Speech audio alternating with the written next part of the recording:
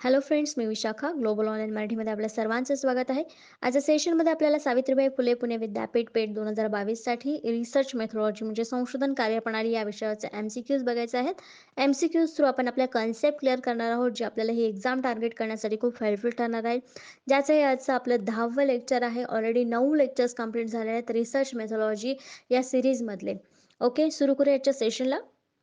Session start करण्यापूर्वी एक important सूचना आहे किंवा संधी आहे त्या स्टुडंटसाठी जे स्टुडंट्स खरंच ही एक्झाम सावित्रीबाई फुले पुणे विद्यापीठ पेठ 2022 क्लिअर करू इच्छितात. त्यांच्यासाठी आम्ही एक स्पेशल संधी घेऊन आलो आहोत, ती म्हणजे रिसर्च मेथॉडॉलॉजीवरचा फुल सिलेबस कोर्स आम्ही घेऊन आलो आहोत. जसं की आपल्याला माहिती आहे, पेपर 1 आणि पेपर 2 असे 2 पार्टमध्ये ही एक्झाम असणार आहे 100 मार्क्सची, ज्याच्यामध्ये 50% सिलेबस हा पूर्णपणे रिसर्च मेथॉडॉलॉजीवरचा आहे. सो त्यासाठी हा फुल कोर्स जो आहे स्पेशली ऑन रिसर्च मेथॉडॉलॉजी आम्ही घेऊन आलो आहोत. ज्या कोर्समध्ये तुम्हाला मिळणार आहेत full syllabus notes, full syllabus video lectures plus live lectures for research methodology, then full syllabus mock test आणि 1500 प्लस एम-सी-क्यू पी-डी-एफ तुम्हाला मिळणार आहे प्रॅक्टिससाठी. म्हणजे संपूर्ण अभ्यास तुमचा याच्यामध्ये कव्हर केला जाणार आहे रिसर्च मेथॉडॉलॉजीचा. या कोर्सची फीस आहे ₹599 आणि इकडे दिलेल्या व्हॉट्सअप नंबरवरती तुम्ही मेसेज करून लगेचच कोर्सला जॉईन होऊ शकता आणि 100% सिलेक्शनची गॅरंटी मिळवू शकता. Technology method tools and techniques याच्यावरती क्वेश्चन्स कसे येऊ शकतात किंवा कसे आलेले आहेत हे आपल्याला बघायचं आहे. आजचा पहिला प्रश्न बघतोय, ANOVA technique is used in. ANOVA तंत्र वापरले गेले आहे किंवा वापरलं जातं कशामध्ये? मल्टिपल सॅम्पल्स, एकाधिक नमुने, युनिक सॅम्पल्स, अन्य नमुने, both of this, none of this. तर एनोवा टेक्निक जी आहे ती स्टॅटिस्टिकल मेथडमध्ये, स्टॅटिस्टिकल डेटामध्ये व्हेरिएबल्स वेगळे करण्यासाठी किंवा पुढच्या टेस्टसाठी व्हेरिएबल्स सेपरेट करण्यासाठी ही टेक्निक वापरली जाते. मग जास्तीत जास्त नमुने जेव्हा असतील तेव्हाच आपल्याला ही टेक्निक उपयोगी येईल किंवा त्याचा जास्त वापर केला जाईल. मग आपल्या इथं करेक्ट आन्सर काय असणार आहे? मल्टिपल सॅम्पल्स, एकाधिक नमुने जेव्हा असतात तेव्हा एनोवा टेक्निक ही वापरली जाते. वेगवेगळे व्हेरिएबल्स करण्यासाठी, सेपरेट ग्रुप फॉर्म करण्यासाठी ही टेक्निक आपण वापरतो रिसर्चमध्ये. Analysis of variance or ANOVA is a statistical method that separates observed variance data into different components to use for additional test. Additional test काय करायचं असतील आपल्याला रिसर्चमध्ये, स्टॅटिस्टिकल टेस्टमध्ये, तर त्यामध्ये वेगवेगळे डेटा जो जमा झालेला आहे त्यातून डिफरंट कंपोनंटमध्ये म्हणजे त्याचं वर्गीकरण करण्यासाठी किंवा दुसऱ्या वर्गामध्ये त्याचं विभागणी करण्यासाठी सेपरेट वर्गीकृत केलं तर आपल्याला त्याचं मोजमाप करणं देखील सोपं होतं. ही करण्यासाठी जी मेथड आहे त्याला आपण एनोवा असं म्हणतो. A one way ANOVA is use for 3 or more group of data. तर एनोवा जी आहे, वन वे एनोवा जी मेथड आहे ती 3 किंवा त्यापेक्षा जास्त ग्रुपसाठी किंवा त्यापेक्षा जास्त डेटा सेपरेट करण्यासाठी किंवा त्यावर काम करण्यासाठी ही वापरले जाते. To gain information about the relationship between independent and independent variables, म्हणजे त्यांच्याबद्दल माहिती मिळवण्यासाठी ही एनोवा टेक्निक वापरली जाते. म्हणजे चल हे स्वतंत्र आहेत की इंडिपेंडंट आहेत याची माहिती देखील आपल्याला या मेथडमधून, या टेस्टमधून, एनोवामधून, टेक्निकमधून मिळणार आहे. एनोवा टेक्निक आहे हे आपल्याला लक्षात ठेवायचं आहे. नेक्स्ट क्वेश्चन बघतो आपण सेकंड नंबरचा. Schedule is a technique of collecting data through. तर शेड्यूल हे डेटा गोळा करण्याचे एक तंत्र आहे. तर इथे आपण बघतोय की शेड्यूल हे एक टूल आहे डेटा कलेक्ट करण्याचं. Is a technique of collection data. एवढं तर आपल्याला माहिती झालं की ते एक कलेक्टिंग डेटाचं एक टेक्निक आहे शेड्यूल नावाचं. मग ते कशाद्वारे वापरलं जातं किंवा कशामध्ये वापरलं गेलं आहे हे आपल्याला सांगायचं आहे. ऑप्शन्स आहेत पोस्ट, टेलिफोन, दूरध्वनी, अँड एन्युमिनेटर, ऑब्झर्वेशन, निरीक्षण. त्याचे करेक्ट आन्सर आहे ए, पोस्ट. पोस्ट जरी आता आपण बघतो की तार नावाची गोष्ट जी होती ज्याच्याद्वारे आपण इंटरव्ह्यू घेताना काही क्वेश्चन्स पाठवायचं, मग त्याचं आपल्याला आन्सर्स यायचं, ही सिस्टीम आता बंद झाली आहे. मेल थ्रू आपण जास्तीत जास्त कनेक्ट करतो, कम्युनिकेशन करत असतो, फोनवर करत असतो. पण शेड्यूल ही जी टेक्निक आहे ती आपण लेखी पद्धतीनेच वापरू शकतो. म्हणून इथं आपलं करेक्ट आन्सर आलेलं आहे ए, पोस्ट. तर शेड्यूल टेक्निक काय आहे नेमकं ते बघूया. Schedule is a tool or an instrument used to collect data from the respondent while interview is conducted. जे इंटरव्ह्यू घेणार आहेत त्यांच्याकडून ह्या प्रकारचं टूल किंवा इन्स्ट्रुमेंट वापरलं जातं इंटरव्ह्यू घेत असताना.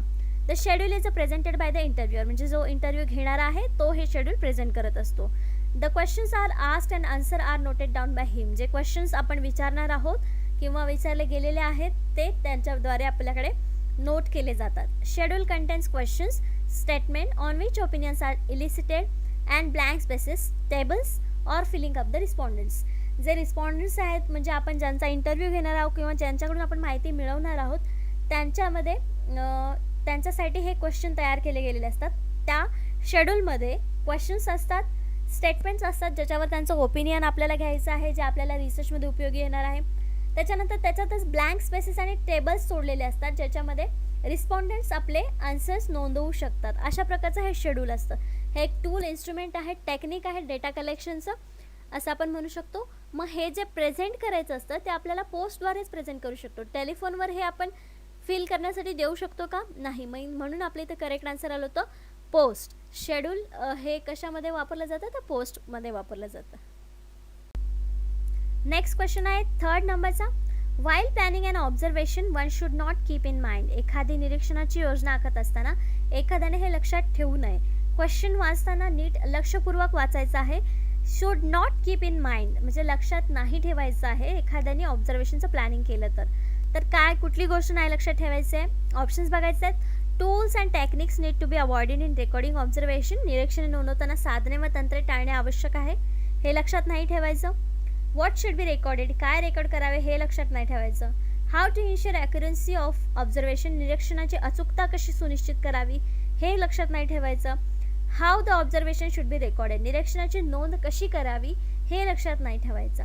तर यापैकी करेक्ट जे आन्सर आहे ते आहे व्हॉट शुड बी रेकॉर्डेड. काय रेकॉर्ड करावं हे आपल्याला लक्षात नाही ठेवायचं आहे. जे आपल्याला समोर दिसतं आहे ते सगळं ऑब्झर्व करायचं, ते सगळं आपल्या मेमरीमध्ये रेकॉर्ड करायचं आहे आणि त्यानंतर मग आपण जेव्हा रिसर्च करू तेव्हा आपल्याला सगळ्या प्रत्येक गोष्टीचा प्रत्येक निरीक्षणाचा उपयोग आपल्या रिसर्चमध्ये होतो. म्हणून जेव्हा आपण प्लॅनिंग करत असतो तेव्हा आपल्याला हे लक्षात नाही ठेवायचं की आपल्याला काय रेकॉर्ड करायचं आहे. रेकॉर्ड शिवाय आपल्याला ऑब्झर्वेशन जे मिळतं ते सगळं आपल्याला ऑब्झर्वेशन तिथे करायचं आहे. प्लॅनिंग अँड इव्हॉल्युशन ऑब्झर्वेशन म्हणजे ऑब्झर्वेशन करताना किंवा ऑब्झर्वेशनचं प्लॅनिंग करताना काय काय करायला पाहिजे. Define the goal in general this has been done already but as it is fundamental to success it is repeated here.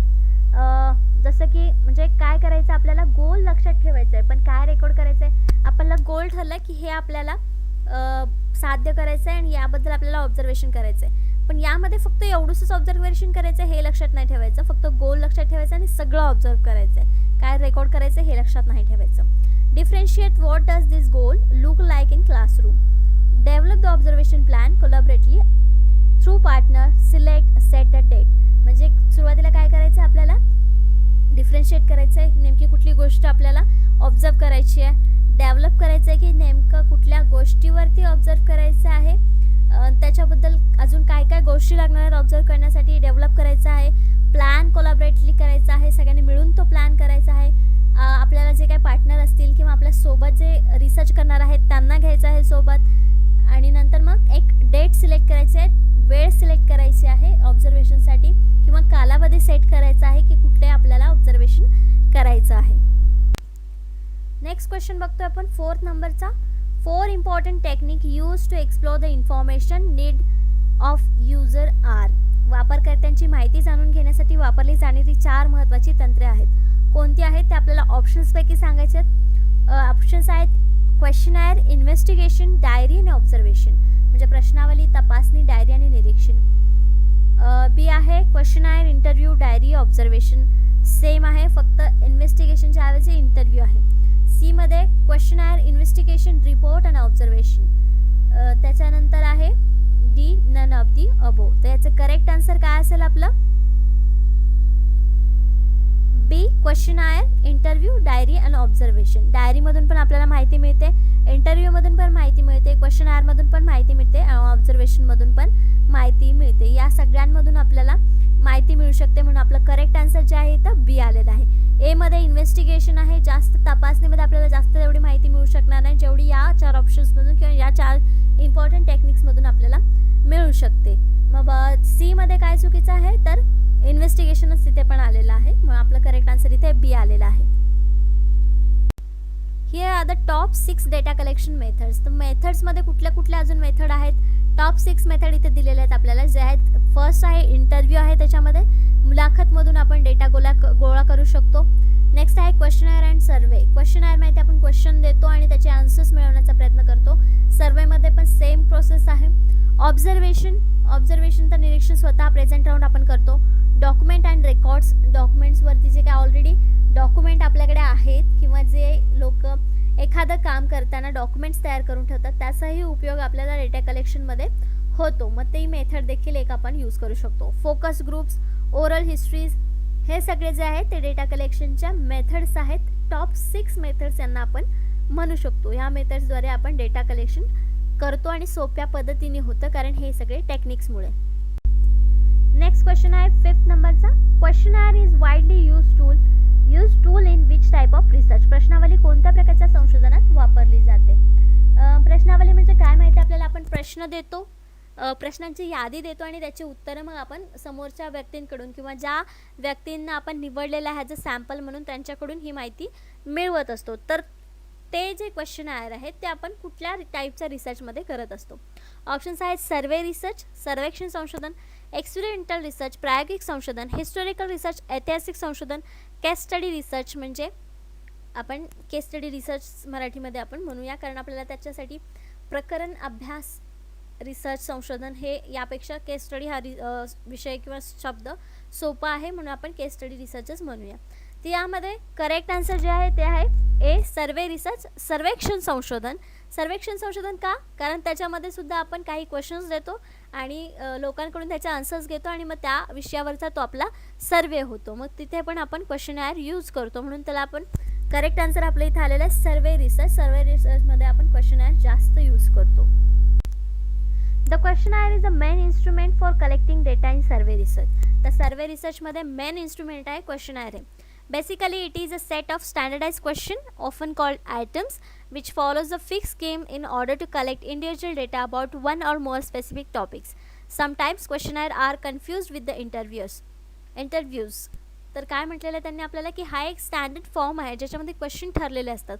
मग त्याच्यामध्ये आपण हे क्वेश्चन्सद्वारे आपण एका व्यक्तीसोबत म्हणजे एका सॅम्पलनी किंवा जास्त सॅम्पल्सला देखील आपण ह्या टॉपिकवरती डेटा कलेक्ट करण्यासाठी किंवा डेटा कलेक्ट करण्यासाठी याचा वापर आपण करू शकतो क्वेश्चनरचा. Sometime questionnaire are confuse with interviews. म्हणजे काही वेळेस हे जे इंटरव्ह्यू आपण घेतो तेव्हा हे क्वेश्चनर आपल्याला कन्फ्यूज करत असतात किंवा कन्फ्यूज असतात की याचा आन्सर कसं द्यायचा आहे. काही लोकांसाठी ते क्वेश्चन्स वेगळे असू शकतात, काही लोकांसाठी ते योग्य क्वेश्चन्स असू शकतात. असे देखील अडचणी त्याच्यामध्ये येऊ शकतात. पण सर्वे रिसर्चमध्ये क्वेश्चनरचा वापर हा मेन इन्स्ट्रुमेंट म्हणून केला जातो. नेक्स्ट क्वेश्चन आहे 6 नंबरचा. Which of the following is one do not included in measure of central tendency. मध्यवर्ती प्रवृत्तीच्या उपायांमध्ये खालीलपैकी कोणत्या गोष्टीचा समावेश नाही. उपाय किंवा मेजर्स म्हणजे माप असं देखील आपण इथे घेऊ शकतो. अरिथमॅटिक मीन, अंकगणित मीन, मेडियन मध्यम, मोड, स्टँडर्ड डेव्हिएशन प्रमाणित विचलन. तर included in measures of central tendency म्हणजे जे याच्यामध्ये वन डू नॉट इन्क्लुडेड म्हणजे बाकीच्या गोष्टी ज्या आहेत त्याच्यामध्ये इन्क्लूड केलेल्या आहेत. फक्त एक गोष्ट जी आहे ते ऑप्शनमध्ये नाही आहे जी सेंट्रल टेंडन्सीमध्ये नाही आहे. त्याचं करेक्ट आन्सर जे आहे ते आहे डी, स्टँडर्ड डेव्हिएशन. प्रमाणित विचलन जे आहे ते या central tendency measures of central टेंडन्सीमध्ये नाही आहेत. बाकी अरिथमॅटिक मीन, मेडियन, मोड या ज्या गोष्टी आहेत त्या आपल्याला एकदा स्टॅटिस्टिक्समध्ये होऊन गेलेल्या आहेत. त्याचा देखील वापर कसा करायचा आपल्याला जेव्हा त्याचा विषय येईल किंवा आपल्या सिलेबसमध्ये जेव्हा ते असेल ते आपण वापर करून बघणार आहोत. पण त्याआधी इथे जे ऑप्शन्स आहेत किंवा मेजर्स ऑफ सेंट्रल टेंडन्सीमध्ये याचा वापर केला जातो किंवा हे इन्क्लुडेड असतात हे आपल्याला लक्षात ठेवायचं आहे. स्टँडर्ड डेव्हिएशन त्याच्यामध्ये करेक्ट आन्सर नाही म्हणून आपल्या प्रश्नाचा आन्सर जे आहे ते डी आलेलं आहे कारण आपल्याला त्यांनी विचारलं आहे one do not included. In statistics, a central tendency is a central or typical value for a probability distribution. Probability distribution साठी ही सेंट्रल टेंडन्सी मेथड किंवा मेजर्स जे आहेत ते आपण काढतो टिपिकल व्हॅल्यू मिळवण्यासाठी. कशामध्ये? स्टॅटिस्टिक्समध्ये. It may also be called central or location of the distribution. याला आपण सेंटर किंवा लोकेशन म्हणू शकतो.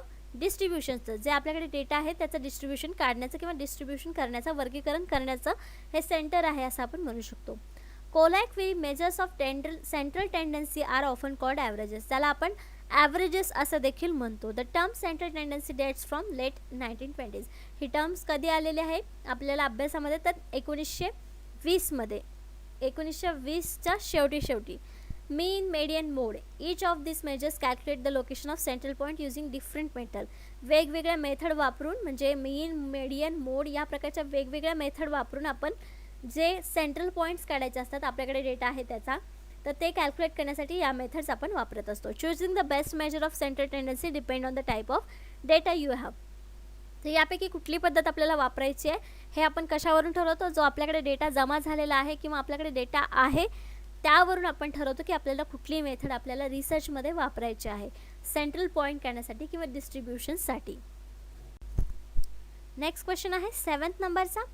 Questionnaire is a dash dash. प्रश्नावली म्हणजे काय? डॅश डॅश आहे. काय आहे?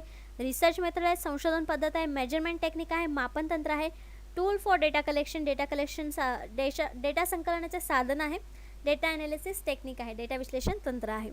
तर रिसर्च मेथड असू शकत नाही. मेजरमेंट टेक्निकमध्ये थोडंसं आपण कन्फ्यूज होऊ शकतो, पण हे एक टूल आहे डेटा कलेक्शनचं. याद्वारे आपण डेटा कलेक्शन करत असतो आणि हा आपल्याला मदत करत असतं क्वेश्चनायर डेटा कलेक्शनसाठी. आपण एक लास्ट क्वेश्चन देखील बघितला, त्याच्यामध्ये क्वेश्चनायर ही सर्वे रिसर्चमध्ये जास्त उपयोगी येते आणि हे एक महत्त्वाचं इन्स्ट्रुमेंट किंवा टूल असं आहे वापरलं जातं सर्वे रिसर्चमध्ये, असं आपण वाचलं होतं किंवा अभ्यासलं होतं. मग इथे आपल्याला काय आन्सर यायला पाहिजे? Questionnaire is a tool for data collection, not a data analysis technique, not measurement technique और नॉट रिसर्च मेथड. म्हणून आपला करेक्ट आन्सर आहे C, tool for data collection. Data संकलनाचं साधन आहे क्वेश्चनायर.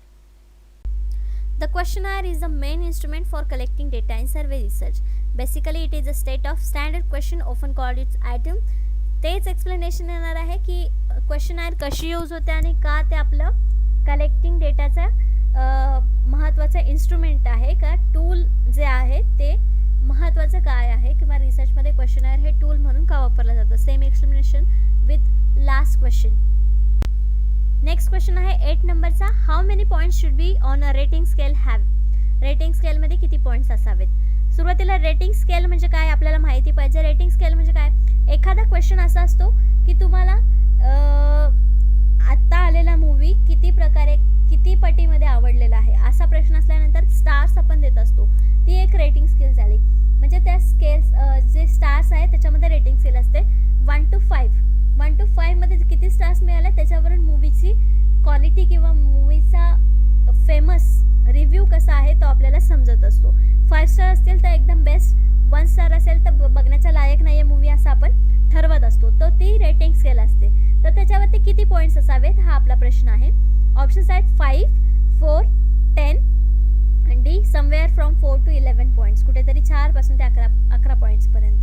त्याचं करेक्ट आन्सर आहे D, somewhere from 4 to 11 points. कुठेतरी 4 पासून ते 11 पॉईंट्सपर्यंत. का 5, 4, 10 याच्यापेक्षा जास्त आपण कशामध्ये आन्सर्स देऊ शकतो? तर 4 ते 11 मध्ये. म्हणून हे जे आहे how many points should be a rating scale have, तर त्याचा करेक्ट आन्सर आहे डी. म्हणजे जास्तीत जास्त पॉईंट्स असतील तर आपण म्हणजे जो आन्सर देणार आहे किंवा मुलाखत दाता जो आहे, जो आपल्याला डेटा कलेक्ट करण्यासाठी मदत करणार आहे, डेटाची इन्फॉर्मेशन पुरवणार आहे, तो जो त्याला हे सोपं जाईल की मार्क करणं, रेट करणं. म्हणून त्याच्यासाठी हे पॉईंट्स 4 ते 11 पॉईंट्स असणे गरजेचं आहे रेटिंग स्केलवरती. Rating scale is define as a close ended surveys question. तर रेटिंग स्केलला छोट्या वाक्यात किंवा असं काय म्हणू शकतो आपण, एक सर्वे क्वेश्चन असतो क्लोज एंडेड म्हणजे त्याला एंड आहे. Use to represent respondent feedback in a comparative form for a specific particular feature, product, service. म्हणजे याच्यामध्ये काय देतो आपण की रिस्पॉन्डंट जे आहेत ते फीडबॅक देत असतात एका फॉर्ममध्ये. स्पेसिफिक फीचर असो, प्रोडक्ट असो, सर्व्हिस असो, त्याच्याबद्दल हा फीडबॅक फॉर्म असू शकतो रेटिंग स्केलमध्ये. It is the one of the most establish question type for online and offline survey where the survey responders are expected to rate or attribute for features. म्हणजे एखादा features असेल त्याच्याबद्दल जर माहिती मिळवायची असेल तर ह्या प्रकारचं टेक्निक आपण वापरू शकतो रेटिंग स्केलचं, ज्याच्यामध्ये आपण ऑनलाईन किंवा ऑफलाईन सर्वे करू शकतो. दोन्हीपैकी कशी ही पद्धत आपण रेटिंग स्केल असेल तर वापरू शकतो रेटिंग स्केलनी. जसं की आता बघतो नवीन फीचर आलं, नवीन सॉफ्टवेअर आलं तर त्याच्याबद्दल रेटिंगसाठी ऑनलाईन प्रकारचा असा फीडबॅक घेतला जातो, ज्याला आपण क्लोज एंडेड सर्वे क्वेश्चन म्हणतो किंवा रेटिंग स्केलद्वारे हे घेतले जातात. Rating scale is a variant of popular multiple choice question. Multiple choice question सारखं असतं, म्हणजे एकच स्केल असते त्याच्यामधून आपल्याला एक करेक्ट आन्सर चॉईस करायचं असतं, पण आपल्याला जे वाटतं ते स्केलवरती आपण नोंदवू शकतो. which is widely used to gather information that provides relative information about the specific topics. हे आपल्याला प्रॉपर इन्फॉर्मेशन देत नाही, पण रिलेटिव्ह इन्फॉर्मेशन मिळवण्यासाठी मदत करतं एका स्पेसिफिक टॉपिकवरती, एका स्पेसिफिक सर्व्हिस, फीचर्स किंवा प्रोडक्टवरती. अशा प्रकारे आपण रेटिंग स्केल समजून घेऊ शकतो आणि रेटिंग स्केल काय आहे हे आपल्याला समजलं असेल. नेक्स्ट क्वेश्चन आहे 9th नंबरचा. अ histogram is a graphical representation of. Histogram हे ग्राफिकल प्रतिनिधित्व आहे. कशाचं? ऑप्शन्स आहेत the cause and effect relationship of data point, data पॉईंटचे कारण आणि परिणाम संबंध, the variation of the set of data, डेटाच्या संचामधील फरक, historical trend of critical data over the period of time, विशिष्ट कालावधीत गंभीर डेटाचा ऐतिहासिक कल, क्रिटिकल टू क्वालिटी डेटा, गुणवत्तापूर्ण डेटासाठी गंभीर किंवा महत्त्वाचा. त्याचं करेक्ट आन्सर जे आहे ते आहे B, the variation in the set of data. का? तर हिस्टोग्राम हा एकाच विषयाचा किंवा गोष्टीचा असतो, पण तो त्या वस्तूमध्ये कसा बदल झाला किंवा त्यामध्ये काय बदल झाले म्हणजे डेटाच्या संचातील बदल याच्यामध्ये आपल्याला दाखवत असतो, फरक आपल्याला इथं दाखवत असतो. म्हणून हे करेक्ट आन्सर आपलं बी इथे आलेलं आहे. The variation in the set of data histogram presents. A histogram is a graphical representation of data where the data is grouped into the continuous number ranges. म्हणजे कंटिन्युअस रेंजेस नंबरमध्ये हा data असतो. बारग्राफमध्ये जसं मध्ये स्पेस असतो तसा हा हिस्टोग्राममध्ये नसतो स्पेस, तो डायरेक्ट कंटिन्युअस नंबरमध्ये दिलेला असतो. And each range correspond to the vertical bar, म्हणजे वर्टिकल बारसोबत ती करस्पॉन्डन्स रेंजमध्ये असते. The horizontal axis displays the number of range. Horizontal axis जे आहे ते आपल्याला नंबरची रेंज दाखवते, तर दुसरी वर्टिकल ॲक्सिस फ्रिक्वेन्सी दाखवत असते किंवा represents the amount of data is presented in each range, म्हणजे ज्या रेंजमध्ये डेटा प्रेझेंट आहे ते आपल्याला दाखवत असते. खाली एक्झाम्पलसाठी आपण एक हिस्टोग्राम्स घेतलेला आहे ज्याच्यामध्ये हिस्टोग्राम ऑफ अरायवल्स आहे. अरायवल्स पर मिनिट दिलेलं आहे आणि खाली मिनिट दिले 0 to 12 पर्यंत आणि त्याची फ्रिक्वेन्सी दिलेली आहे की एका मिनिटाला किती अरायवल्स आहेत. जसे की पहिल्या याच्यामध्ये दाखवले 0ला 0 आहे, त्याच्यानंतर म्हणजे 1 नंबरला किंवा एका मिनिटाला 1 फ्रिक्वेन्सी आहे किंवा 1 अरायवल आहे असं दाखवतो. नेक्स्टमध्ये चेंज झालेलं आहे असं पटापट हिस्टोग्राममध्ये आपल्याला फटाफट दाखवलेले असतात नंबर्स फटाफट. बारग्राफमध्येच आपल्याला मध्ये स्पेस असतो किंवा टाईम दाखवलेला असतो, पण इथे तसं नाही आहे. पटापट कंटिन्यू नंबर्स रेंजेसमध्ये हिस्टोग्राम आपल्याला दाखवलं असतं किंवा अरायवल्स दाखवलेले आहेत. एक्झाम्पल म्हणून बघितलेलं आहे आपण. नेक्स्ट क्वेश्चन आहे 10th नंबरचा. Dash Pareto analysis is a technique for prioritising type of sources of problems. Pareto विश्लेषण प्राधान्य देण्याचे प्रकार किंवा सामान्यांचे स्रोत असे तंत्र आहे. कशाचं तंत्र आहे हे? ऑप्शन्स आहेत कॉज अँड इफेक्ट डायग्राम, कारण आणि प्रभाव आकृती, पॅरेटो अनालिसिस म्हणजे पॅरेटो विश्लेषण, स्कॅटर डायग्राम्स स्कॅटर आकृती, अ प्रोसेस मॅप एक प्रक्रिया नकाशा. The Pareto analysis is a technique for prioritising type of source of problem. त्याला आपण पॅरेटो ॲनालिसिस असंच म्हणतो. याचं करेक्ट आन्सर देखील बी आहे. पॅरेटो ॲनालिसिस, पॅरेटो विश्लेषण हे टेक्निक आपण प्राधान्यानं वापरतो किंवा समस्यांचा स्रोत आहे. Pareto analysis is a technique that can be use for business decision making, but it also has application in many different fields from economics to quality control. म्हणजे हे जे टेक्निक आहे पॅरेटो ॲनालिसिस टेक्निक ते business decision मेकिंगसाठी, बिझनेसमधले decision घेण्यासाठी वापरलं जातं किंवा इकॉनॉमिकमध्ये क्वालिटी कंट्रोल करण्यासाठी म्हणजे क्वालिटी नियंत्रण ठेवण्यासाठी ह्या प्रकारचं ॲप्लिकेशन आपण करतो. बाकी भरपूर फील्ड्समध्ये देखील याचा वापर केला जातो. यामध्ये 80-20 रूल आहे as a decision making technique. Decision making टेक्निकमध्ये 80-20 रूल याच्यामध्ये वापरला जातो पॅरेटो ॲनालिसिसमध्ये. Pareto analysis statistically separates limited number of input factor. याच्यामध्ये इनपुट फॅक्टर्स जे आहेत जे रिसर्चमध्ये आपण वापरणार आहोत इनपुट फॅक्टर त्याच्यामध्ये सेपरेट केले जातात either desirable or undesirable as having a greatest impact on the outcome. आउटकमवरती आपल्याला त्याचा रिझल्ट दिसून येतो. मग त्याची इच्छेनुसार आपण टाकलेले फॅक्टर्स आहेत किंवा अनिच्छेनुसार म्हणजे अनैच्छिक देखील फॅक्टर्स त्याच्यामध्ये इनपुट झालेले असतात, तर त्यावरती देखील आपला आउटकम चांगलं दिसून येतं किंवा आपल्याला त्याचा इम्पॅक्ट चांगला दिसून येतो पॅरेटो ॲनालिसिसमुळे, पॅरेटो ॲनालिसिस टेक्निकमुळे. अशा प्रकारे याचे 10 क्वेश्चन्स आणि 10 कन्सेप्ट्स आपल्या इथे झालेले आहेत. नेक्स्ट लेक्चरमध्ये आपण नेक्स्ट टॉपिकवरती बघणार आहोत 10 क्वेश्चन्स आणि 10 कन्सेप्ट. आजच्या सेशनसाठी धन्यवाद.